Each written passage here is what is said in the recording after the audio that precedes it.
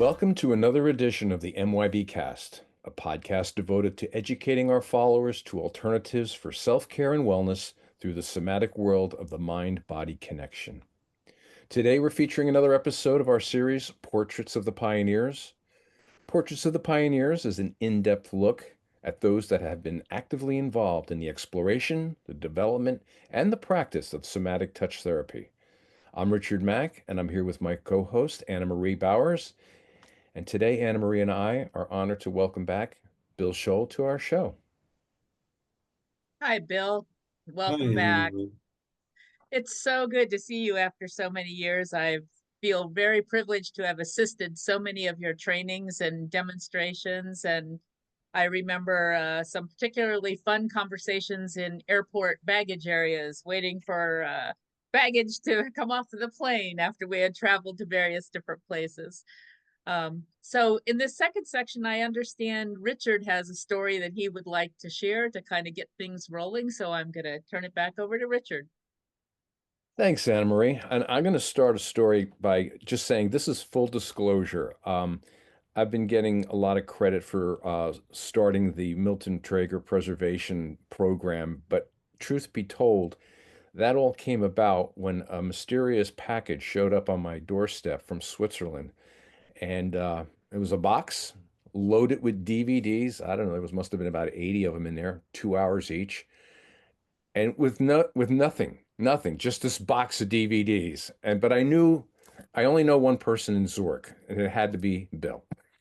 So I immediately got on the horn with him and I said, Bill, what is this?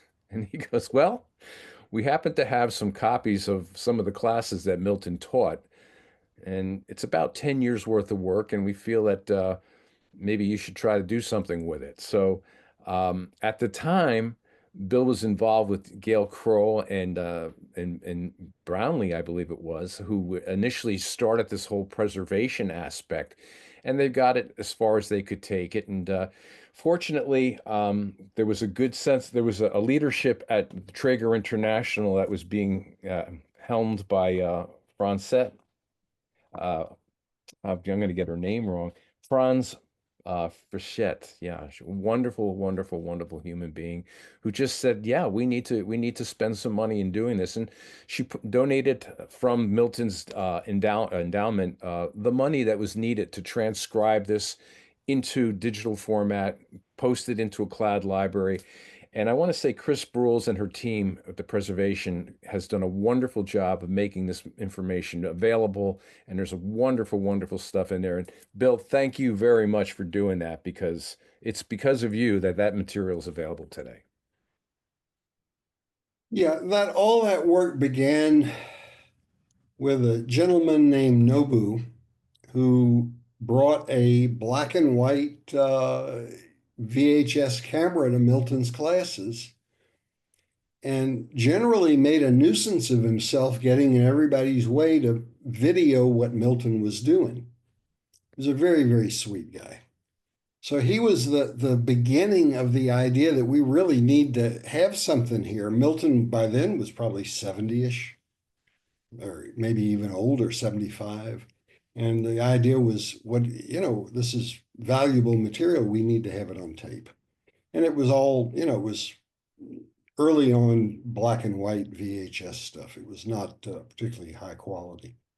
Over the years, the quality of all of that improved. There were even some things that were videoed professionally along the way.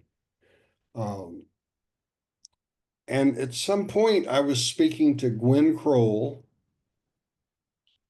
She and Gary Brownlee had done some work earlier to begin to put a few things together. And Gwen and I were speaking, and my wife Gabriella here in Switzerland was part of the conversation.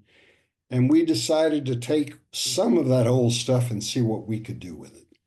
So we put together about 5 separate 45-minute videos, if I remember correctly. And we didn't know what we were doing. We were rank amateurs. But we got it done. We had some help from a professional in Seattle, from Terry, who helped us put all this together. And after doing 5 of those and turning those over to the International Trager Organization, we were cooked. It was a lot of work for people who really didn't know much about what we were doing. And we turned that over to them. And I honestly don't remember, Richard, the details of how that decision was made to put that stuff into your hands, but thank you.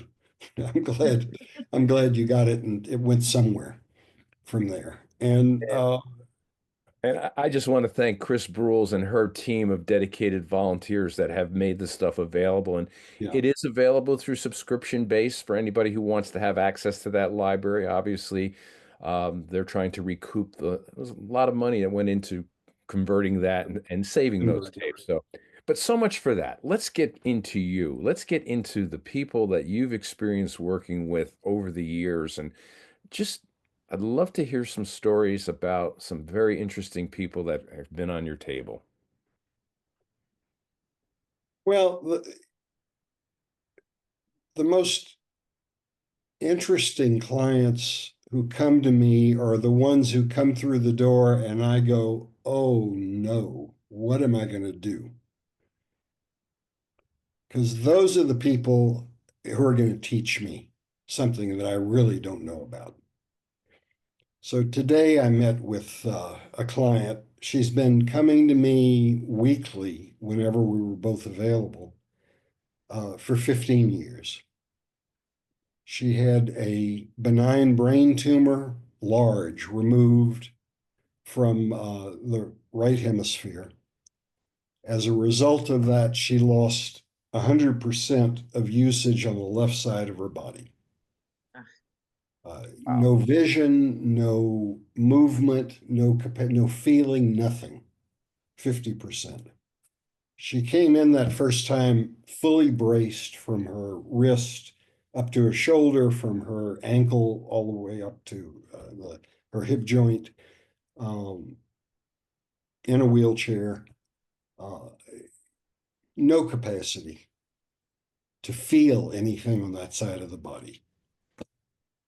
And I'm going, okay, whoa, what do I do here?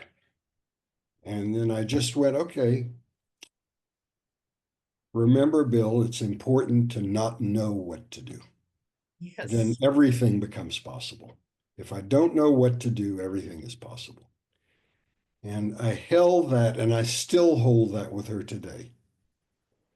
We've been at this now 15 years. We've probably, I don't know how many hundreds of sessions we've done over that time. I could probably go back and count them up and probably should.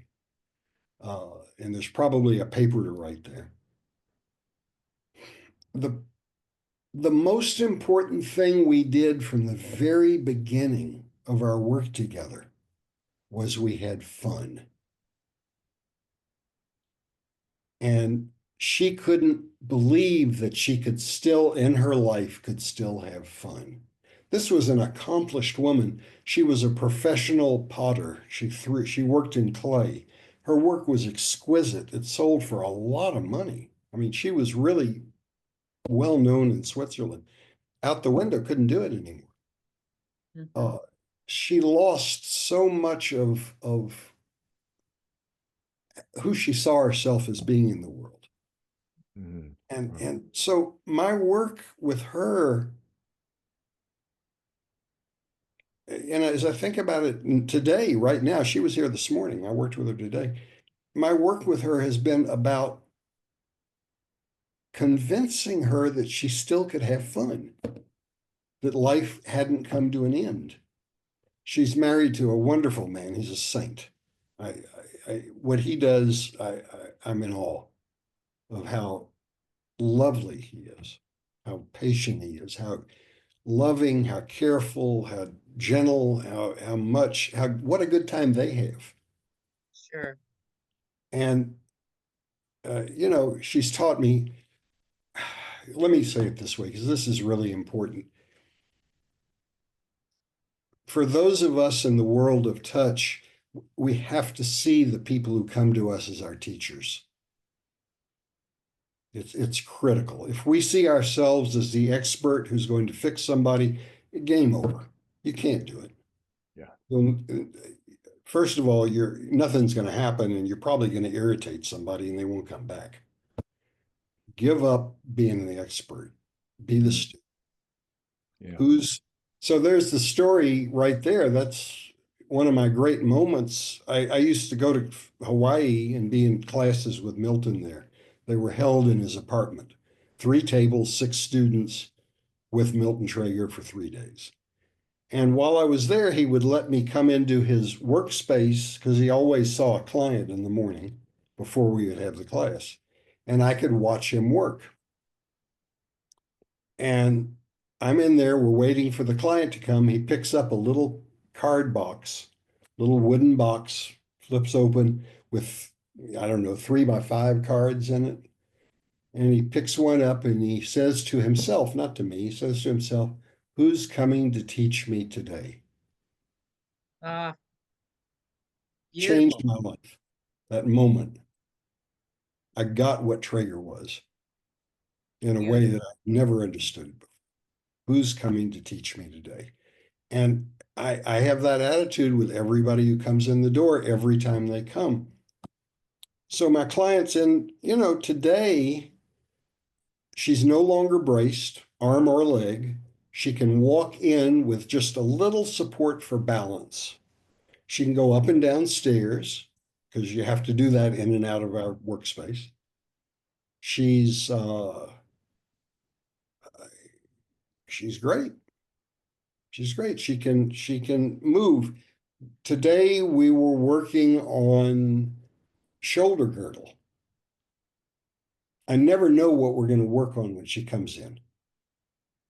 I don't have a plan to work on something in particular.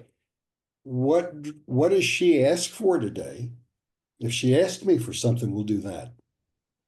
So maybe she says, well, when I'm walking, I'd like my foot to move without the ankle turning in and out. I'd like to have more stability in the ankle. She won't say it that way, but that's what I get.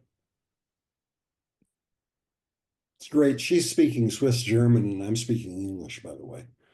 It doesn't make Awesome. a difference. We understand each other perfectly Yep. well. So we're today we're playing in the shoulder girdle. And for the first time, she does this. Wow. That's exactly it. I did wow. And she's looking at me going, what? And then she looks at her arm and she goes, wow. Wow. And then we just crack up. We start laughing. But now she's got the feeling of this and she can do it. And she'll keep it. It won't go away. It may get we may have to remind a little bit. And I'll do that over the next few sessions. We'll remind a little bit. But from fully braced, no feeling, no movement, no nothing. And she's ticklish now. Those kinds of little things come over time. She's my great teacher. She's out of everybody I see, she's the best. I have people come to me who, with a whole variety of things.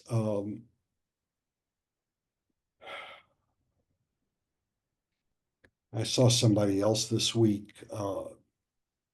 She's lovely. Her husband died a month ago. They've been together all their lives.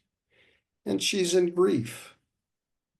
And of course she is. And there's nothing to fix there. There's nothing to fix there except to be with.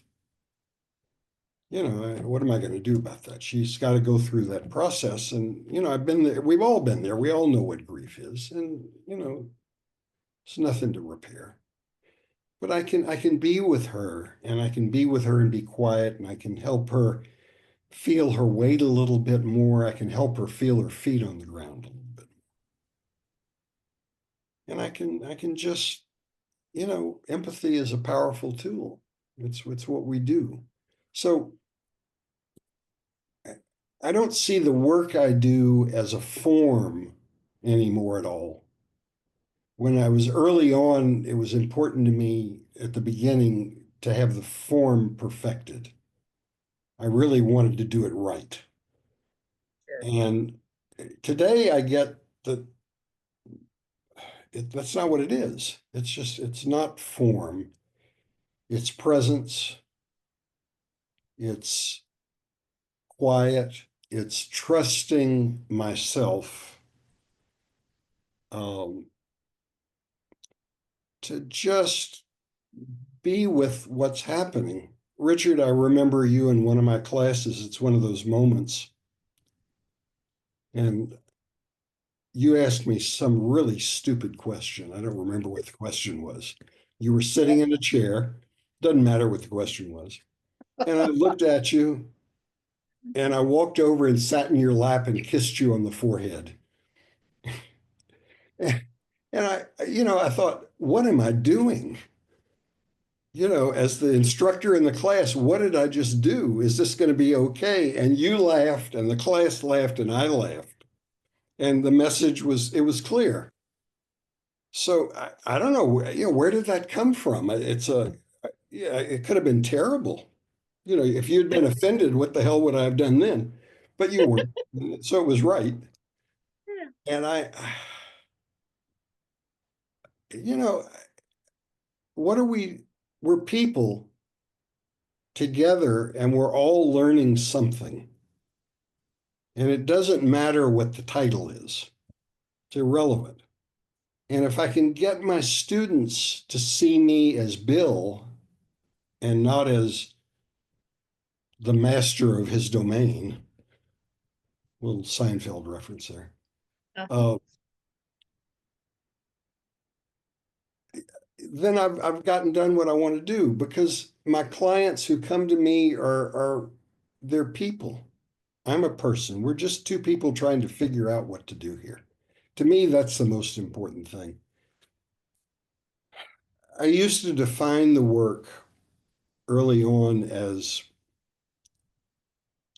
oh God, I had lots of words. I don't even know what they were now. To me, the one constant in the work that we all live with, everybody on this planet, is we're living in this field of gravity. We're living in this field of gravity. And how do we respond to the field of gravity? Are we able to be upright?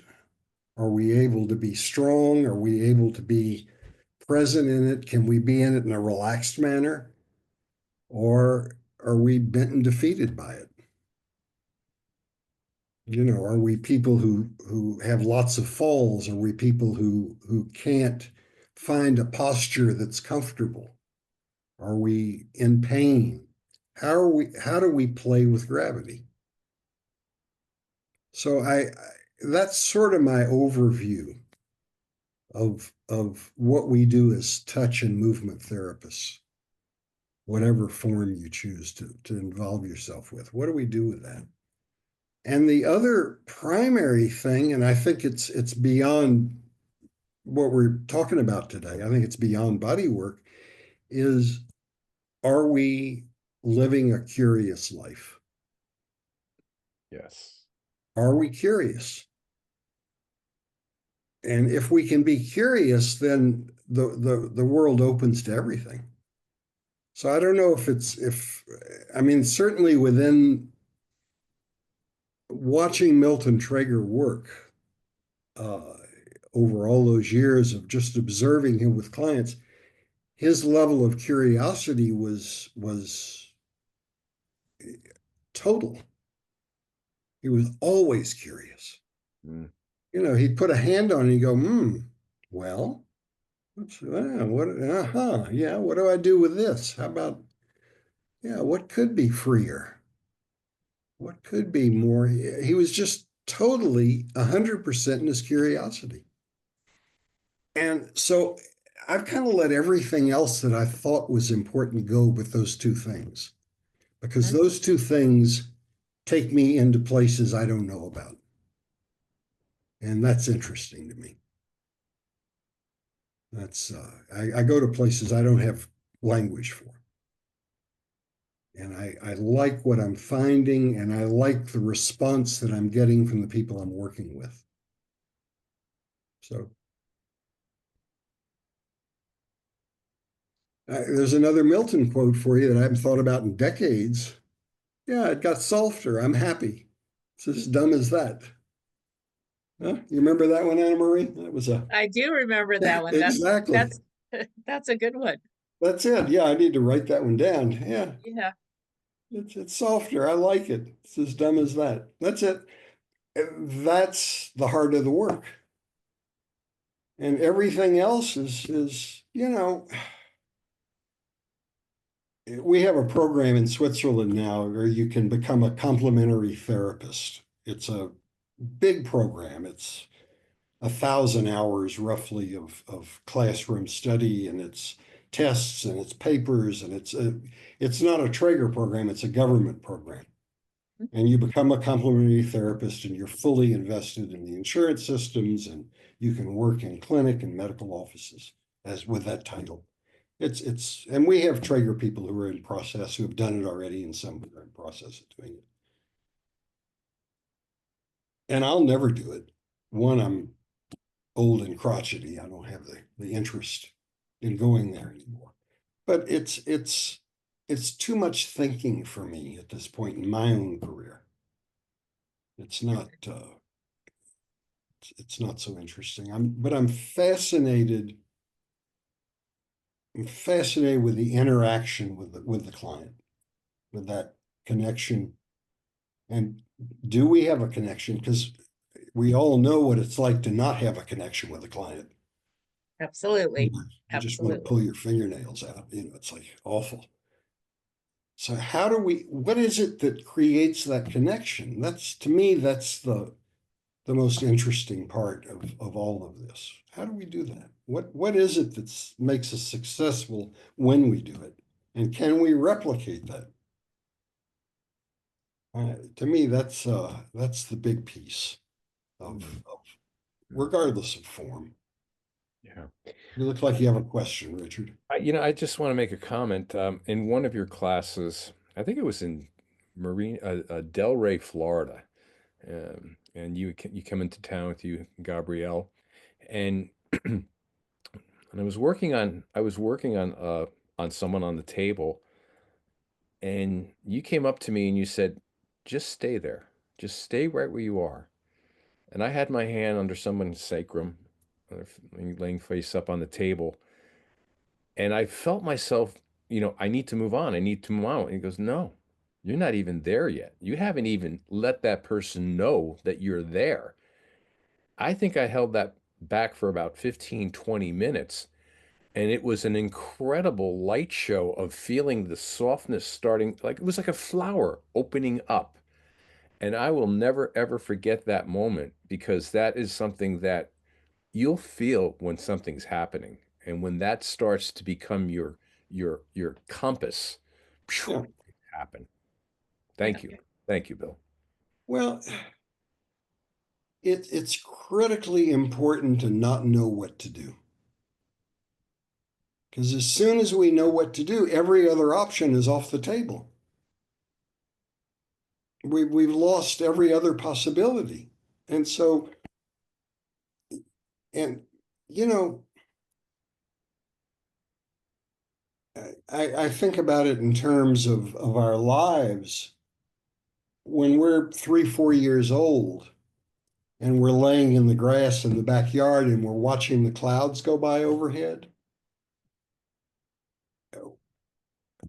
it's the best thing there is. What else is there but laying there and watching these clouds go by and letting our minds drift with the clouds and see whatever we see? From there, we move into the classroom at 6, and we're sitting in rows, and we're told to be quiet, and we're told that we must answer the question. And if you get the right answer, you're a good boy, you're a good girl. You're very successful. You're so smart because you got the right answer to the question that was asked us. the questions are so much more interesting than the answers. Yes. I've given up on answers. I don't worry about answers anymore, but I'm fascinated with questions. And to me, that's going back to that 3-year-old little boy who I can smell the grass when I think about it, who laid on his back in the backyard and watched the clouds go by overhead. That's when I knew how the world worked. And so when I found Milton Trager and I found the Trager work, it's all about the question. Well, how should it be? How could it be? High shoulder. Hmm. And that to me, that's the heart of the work. So it doesn't matter what a client comes to me with.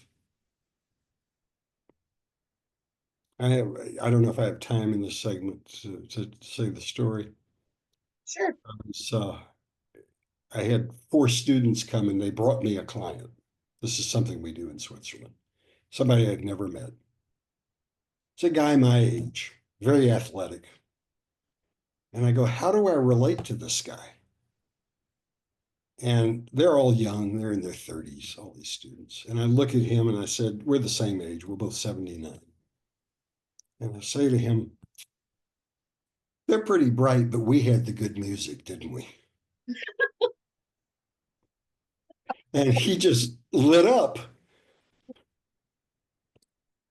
He lit up, and now we had a connection. And now we could work together. And it didn't matter who those kids were over there, didn't matter. It was just the 2 of us working together. And that was the piece that made it all happen. So what we did on the table, I don't remember what we did. He liked it. It was good. But that was the place. How do we make a connection with another human being that lets them know I see you and you see me? How do we do that?